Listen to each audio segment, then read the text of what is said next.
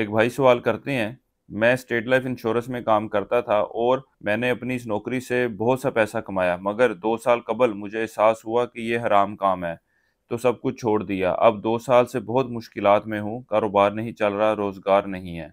इस बारे में मेरी कोई रहनुमाई फरमाएं। पहले आप इंश्योरेंस कंपनी में थे, फिर आपको लगा कि वो काम ठीक नहीं है, आपने छोड़ दिया, जिसके बाद माली मामलात आपके ख़राब हो गए। अब आपके सवाल से ये बात वाज़ह नहीं हो रही कि आप नौकरी के वाले से मशवरा लेना चाह रहे हैं कि आप दोबारा वो नौकरी करना चाह रहे हैं या कोई वजीफ़ा पूछना चाह रहे हैं। बहरहाल मैं आपको पहले एक वजीफ़ा बताता हूँ, इसे आप करें ताकि आपके रोज़गार के मामलात में बेहतरी पैदा हो। या अल्लाह, या वासियो, या राज़िको, या नाफियो। इसकी एक तस्बीह फजर के बाद और एक तस्बीह बाद इशा आप कर लें और अल्लाह ताला से सदके दिल से दुआ करें कि वो आपके रिज़्क़ में इजाफ़ा फरमाए और रिज़्क़ के नए दरवाज़े आपके लिए खोले। अब बाकी बात रही इंश्योरेंस कंपनी में नौकरी करने की या नहीं करने की, इसके बारे में जो राय है वो कोई ज़्यादा बेहतर नहीं है।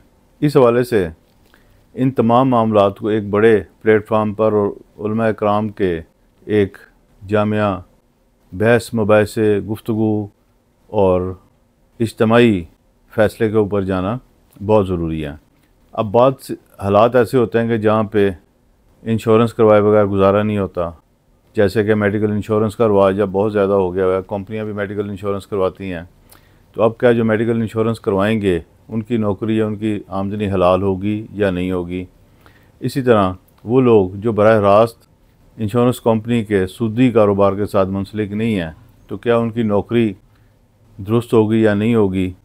अगर हम इसे बहुत ज़्यादा सख्ती के साथ देखें तो ये एक अजीबोगरीब मामला बन जाएगा। अभी चंद दिन कबल एक बड़े आलम पाकिस्तान तशरीफ़ लाए, उन्होंने अपने बयान में इरशाद फरमाया कि यूट्यूब की आमदनी हराम है। अब बहुत सारे लोगों ने उसके ऊपर अपनी राय दी, उलमा कराम ने भी दी, आम लोगों ने भी दी। अब बहुत सारे उलमा जो हैं वो यूट्यूब से आमदनी हासिल कर रहे हैं, कुछ इसके हक़ में है, कुछ उसके हक़ में नहीं है। अब जो लोग इसके हक़ में नहीं है उसकी आमदनी के, उसकी अगर हम बुनियाद में जाएं तो हमें पता लगेगा कि जो ज़रिया आमदन है, जहाँ से वो आमदनी आ रही है, उस सोर्स को गलत समझा जा रहा है। अगर वो सोर्स गलत है, वो हराम है, तो क्या उसके ज़रिए मुफ्त में अपनी तशरीह करवाना हराम के ज़ुमरे में नहीं आएगा। एक आदमी ये तो समझता है कि यूट्यूब की आमदनी हराम है, लेकिन जब उसके ऊपर बैठ के वो अपनी वीडियो पूरी दुनिया को पेश करता है, तो क्या इसका फ़ेल ये हराम में नहीं शामिल होगा।